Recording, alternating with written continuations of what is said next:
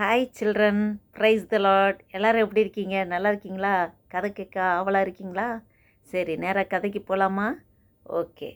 ஒரு ஊரில் ஒரு பையன் ஒரு கூடை நிறையா எக்கு வச்சுருந்தான். எல்லாம் முட்டையெல்லாம் கூடை நிறையா முட்டையை சைக்கிளில் வச்சு, பின்னாடி சைக்கிளில் வச்சு இவன் ஓட்டிகிட்டு போகிறான். அப்படியே ஓட்டிகிட்டு போகும்போது அங்கே கொஞ்சம் தூரம் போகும்போது ஒரு பெரிய பள்ளம் வந்துருச்சு.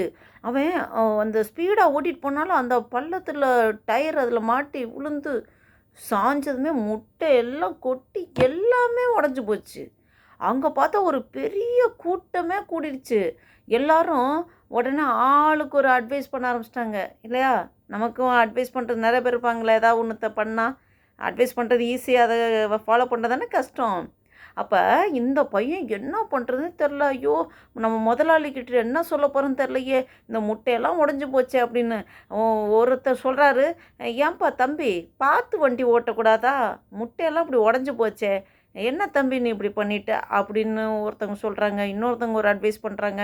இவனுக்கு ஒரே ஃபீலிங், என்னடா பண்ணுறது அப்படின்னு சொல்லிட்டு ரொம்ப ஃபீல் பண்ணிகிட்டு இருந்தான். அப்போ அந்த கூட்டத்துலேருந்து ஒரு பெரியவர் வரார். வந்துட்டு, தம்பி நீ இதுக்காக கவலைப்படாத, இந்த 10 ரூபா அப்படின்னு சொல்லி கையில் கொடுத்துட்டு அவர் போகிறதுக்கு முன்னாடி என்ன சொன்னார், இந்த கூட்டத்தில் இங்கே இருக்கவங்க எல்லாரும் நல்லவங்க, ரொம்ப நல்லவங்க.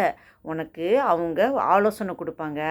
ஆலோசனை கொடுத்ததோட உனக்கு கொஞ்சம் மணியும் கொடுத்துட்டு போவாங்க அப்படின்னு சொல்லி அந்த பெரியவர் சொல்லிட்டு போயிட்டாரு.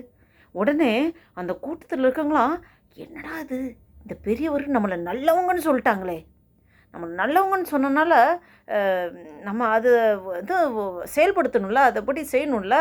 அதனால் அவங்க என்ன பண்ணாங்க, அந்த பையனுக்கு கிளம்பும்போது காசு கொடுத்து, இந்தாப்பா நீ இதுக்கான அது நீ வச்சுக்க அப்படின்னு சொல்லி அந்த கூட்டத்தில் இருக்கவங்களாம் காசு கொடுத்துட்டு போயிட்டாங்க. இப்போ அந்த பையன் பார்த்தா அந்த கூட நிறைய முட்டை உடஞ்சி போன காசு எவ்வளோ மதிப்போ அதை விட அதிகமாக மணி சேர்ந்துருச்சு.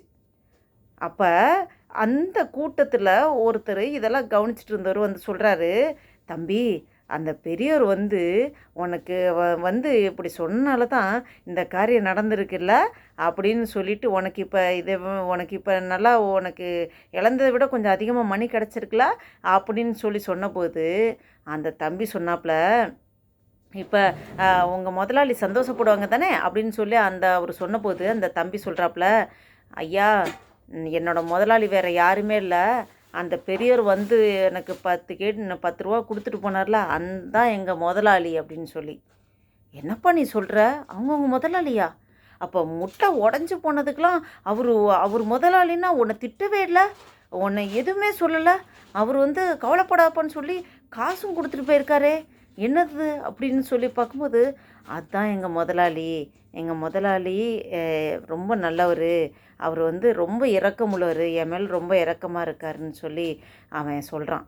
இது மாதிரி தான் பிள்ளைங்களா, நமக்கும் ஆண்டவர் நம்ம மேலே அவ்வளோ ரொம்ப இரக்கமுள்ளவராக இருக்கார். எத்தனையோ சூழ்நிலையில் நாமும் தவறு செய்கிறோம், தேவனுக்கு பிரியமில்லாத காரியங்களை செய்கிறோம்.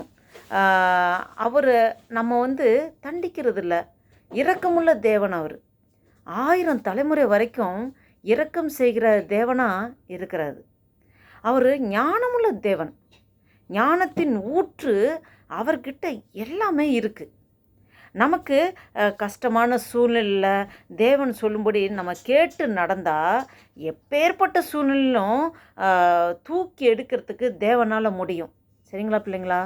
இதை தான் நம்ம வேதத்தில் பார்க்குறோம்.